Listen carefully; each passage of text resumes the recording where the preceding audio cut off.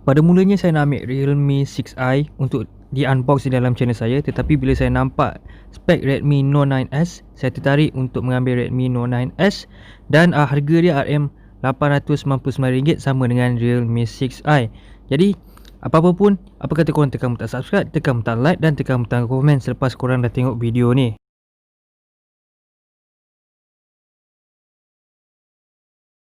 Ini adalah kotak Redmi Note 9s and korang tengok sini agak simple, tak ada pun banyak color. Dia color dia putih saja.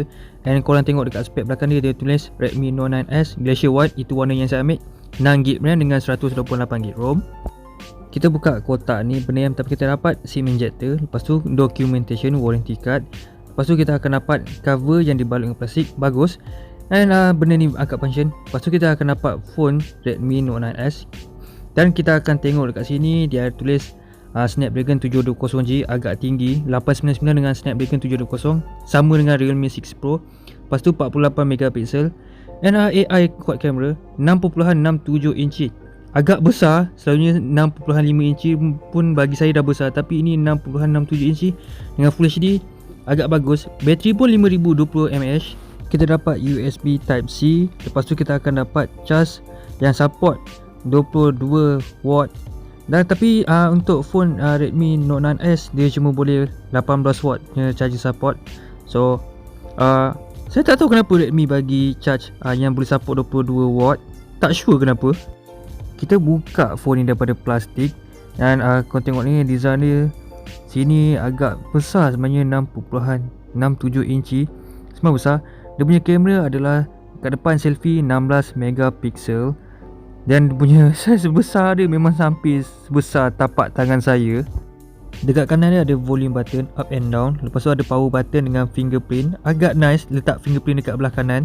Tak silap saya ni dipanggil IR blaster. Dan dekat bawah dia ada speaker, tempat cocok charger, tempat cocok earphone.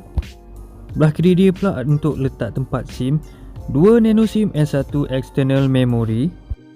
Warna yang saya ambil adalah Glacier White dan ini adalah design belakang Redmi Note 9s. And dia dah sediakan kod ni Gorilla Glass.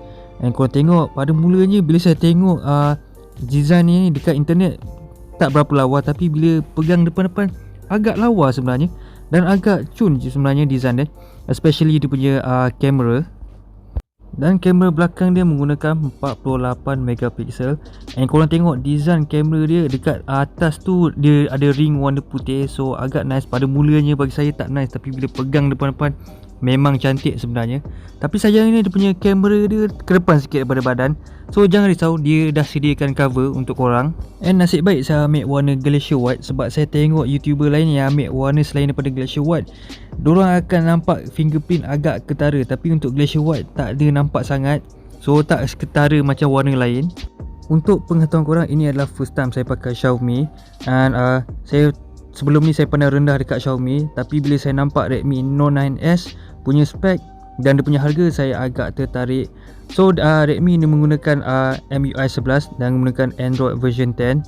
And dia menawarkan Snapdragon 720, which is memang tarik perhatian saya. 6GB RAM tu dengan storage 128GB ROM tu memang common untuk harga 899. Dan bateri dia besar sikit, 5020mAh, boleh bertahan dalam 2 hari. Dan kita akan test dia punya fingerprint dekat belah kanan, dekat power button tu. And korang tengok, bagi saya fingerprint letak dekat belah kanan tu agak nice. And dia punya nak letak fingerprint tu agak senang sebenarnya, nak berbandingkan kalau nak letak fingerprint dekat belakang ataupun dekat skrin. Bagi saya letak dekat skrin agak annoying. And kita check dia punya interface kamera dia macam mana. And saya tengok interface kamera dia sama macam Honor 8X saya, hampir sama lah, hampir identical lah. And dia ada AI punya kamera. And dia ada banyak mode daripada night mode, pro mode and sebagainya. Dia punya video boleh up kepada 4K and 1080p. Korang boleh menggunakan EIS. And agak berbaloi juga sebenarnya kalau nak bandingkan Realme 6i. Realme 6i tak ada 4K, tapi dia ada 1080p punya EIS. For bagi saya 899 dekat Redmi Note 9s ni agak berbaloi kalau nak dibandingkan dengan Realme 6i. And dia ada movie frame.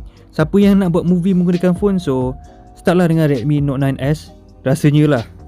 Jadi macam biasalah, test-test lain kita akan buat di dalam video yang lain. Jadi sampai sini je untuk video unboxing kali ini. Bagi saya dengan harga RM899 dengan spek yang ditawarkan oleh Redmi, agak berbaloi lah Redmi Note 9S ni. Kita akan buat test tu kemudian. Jadi sampai sini je untuk video kali ini. Saya akan jumpa korang pada minggu hadapan dengan video yang lain.